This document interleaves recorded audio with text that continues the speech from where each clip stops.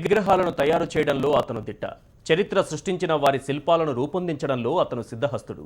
శిలలపై శిల్పాలను చెక్కిన వారు ఎందరున్నా అతని చేతి నుంచి వచ్చిన శిల్పానికి మాత్రం ప్రాణం ఉంటుంది. ఇంతకీ ఎవరా శిల్పి, ఏంటో అతని గొప్పతనం తెలుసుకోవాలంటే వాచ్ ది స్టోరీ. వడయార్ వినడానికి కన్నడ పేరే అయినా ఇతను మాత్రం అందరికీ సుపరిచితుడు. కాంస్య విగ్రహాలను తయారు చేయడంలో అంతర్జాతీయ స్థాయిలో గుర్తింపు పొందిన వడయార్కు మరో గొప్ప అవకాశం లభించింది.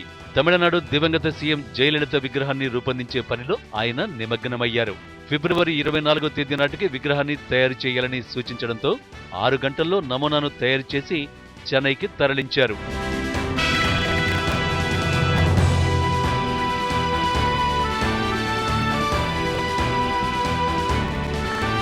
కొత్తపేటలో స్థిరపడ్డ వడయార్ ఇప్పటికే 4000 విగ్రహాలు రూపొందించారు. ముఖ కవళికల దగ్గర నుంచి కాలి గోరు వరకు ప్రాణం ఉట్టిపడేలా తీర్చిదిద్దడంలో వడయార్ సిద్ధహస్తుడు. పశ్చిమ బెంగాల్లోని విశ్వభారతి యూనివర్సిటీలో 8 ఏళ్ల పాటు శిల్పాల తయారీలో శిక్షణ పొందిన వడయార్కు దేశవ్యాప్తంగా సన్మానాలు, సత్కారాలు లభించాయి. ఆంధ్రప్రదేశ్ రాష్ట్ర ప్రభుత్వం ఆయనను ఆస్థాన శిల్పిగా నియమించింది.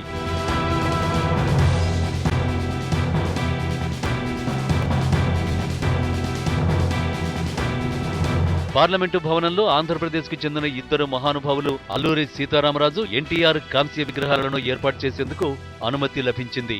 దీంతో ఆ విగ్రహాలు తయారు చేసే పనిలో వడయార్ నిమగ్నమయ్యారు.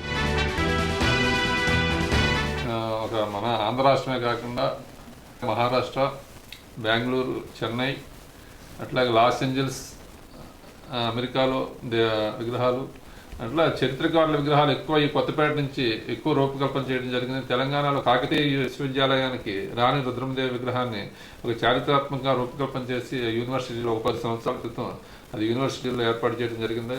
అట్లాగే ఇప్పుడు తర్వాత పార్లమెంట్లో ఎన్టీఆర్ విగ్రహం గురించి నా దగ్గర నేను నన్ను పిలిస్తే, చంద్రబాబు నాయుడు గారు పిలిస్తే వెళ్తే అక్కడే ఉండి పార్టీ ఆఫీస్లో 3 నెలలు ఉండి పార్లమెంట్ విగ్రహం రూపకల్పన చేయడం జరిగింది.